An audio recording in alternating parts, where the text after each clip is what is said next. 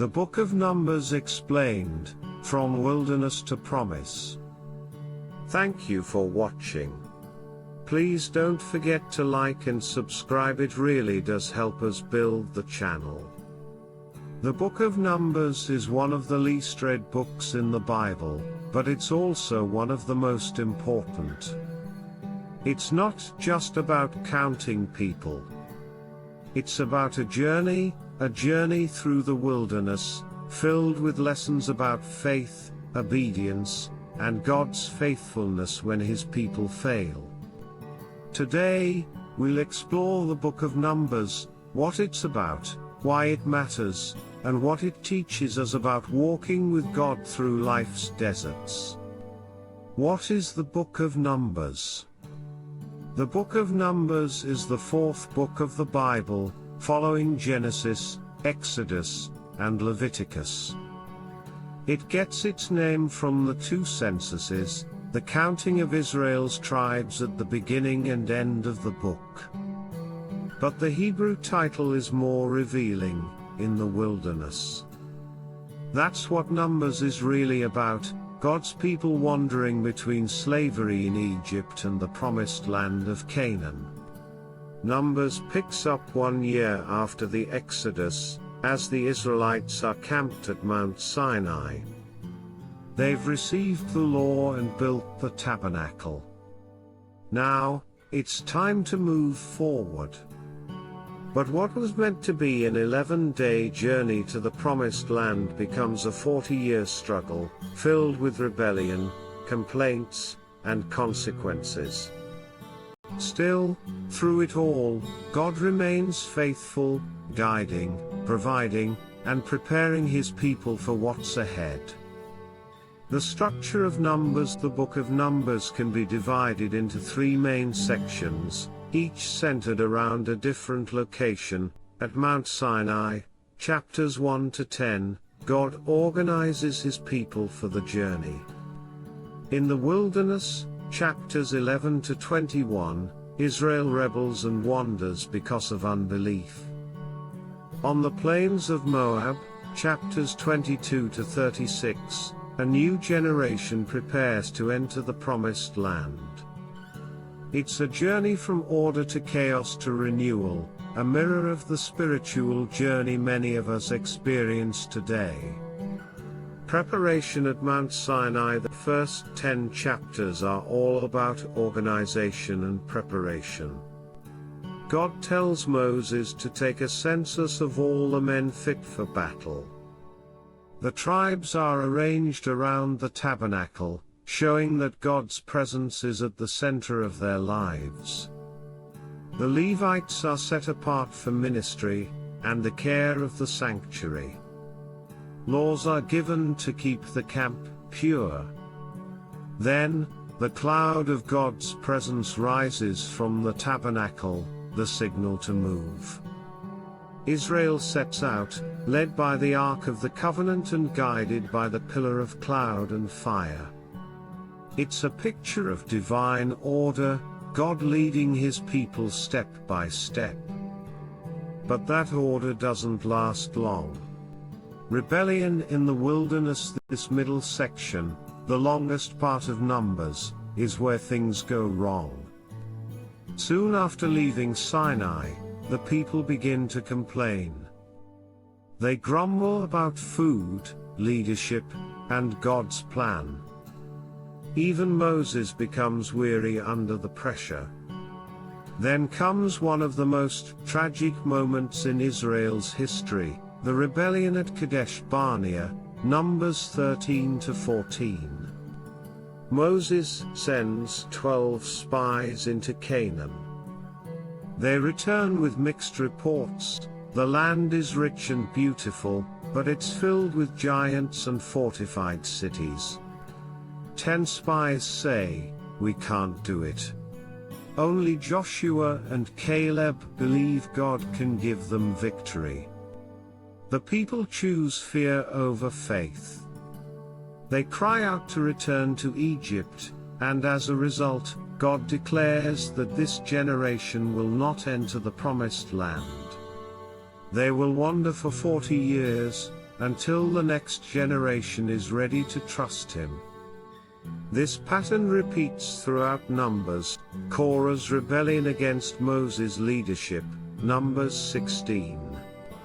Miriam and Aaron's jealousy. The bronze serpent, Numbers 21, when the people complain again and are bitten by snakes, but God provides healing for those who look in faith. It's a cycle of sin, punishment, repentance, and mercy. Through it all, God stays patient, still providing manna, water, and guidance. A new generation on the plains of Moab. By chapter 22, a new generation has risen.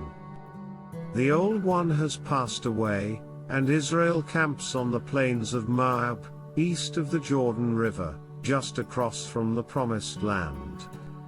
Here we meet a strange new character, Balaam, a pagan prophet hired by King Balak of Moab to curse Israel. But each time Balaam opens his mouth to curse, God turns his words into blessings. Even when others try to harm God's people, he protects them. Then, before the book ends, God commands another census, counting the new generation ready to inherit the promise. Joshua is appointed to succeed Moses. The tribes receive their inheritance instructions. And the stage is set for the next book, Deuteronomy, where Moses gives his final message before his death. Key themes and lessons. The book of Numbers isn't just ancient history. It's a mirror showing the condition of our hearts. Here are the main lessons we can take away. God is faithful, even when his people are not. Israel failed over and over, yet God never abandoned them. He still led them, fed them, and fulfilled his promises. In our wilderness seasons, God's faithfulness doesn't change. Complaining blinds us to God's goodness. The Israelites had seen miracles, the Red Sea, manna from heaven, yet they still complained. Gratitude opens our eyes, grumbling closes them. Faith requires trusting beyond what we can see. The spies saw giants, but Joshua and Caleb saw God's power. Faith isn't the absence of fear, it's choosing to trust God anyway. Disobedience delays destiny. What should have taken days took decades. When we resist God's plan, we prolong our wilderness. But obedience brings breakthrough. God prepares a new generation for his promises. Even when one generation fails, God raises another. His purposes will always move forward. Why Numbers still matters today. Numbers teaches us that God's path isn't always easy, but it's always good. The wilderness wasn't punishment, it was preparation. It was where God shaped his people, taught them dependence, and purified their hearts for what was coming. In your own life, the wilderness might feel like delay or disappointment, but it may actually be God preparing you for promise. He's still faithful. He's still guiding you step by step. Bible study reflection questions. What wilderness season are you walking through right now? How have you seen God provide for you in difficult times? What lesson from Israel's journey speaks most to your life today? Are you choosing faith like Joshua and Caleb, or fear like the 10 spies? Memory verse: The Lord is slow to anger, abounding in love and forgiving sin and rebellion. Numbers 14:18 challenge for the week. Thank God each day for one thing you've overlooked in your wilderness. Gratitude transforms wandering into worship. The book of Numbers is more than a story about counting people. It's about a faithful God leading imperfect people toward a perfect promise. And just like Israel, God is leading you, even when the path feels uncertain. Trust Him in your wilderness.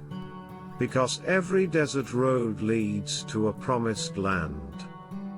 Thanks for watching. Like, subscribe, and share this message if it blessed you today.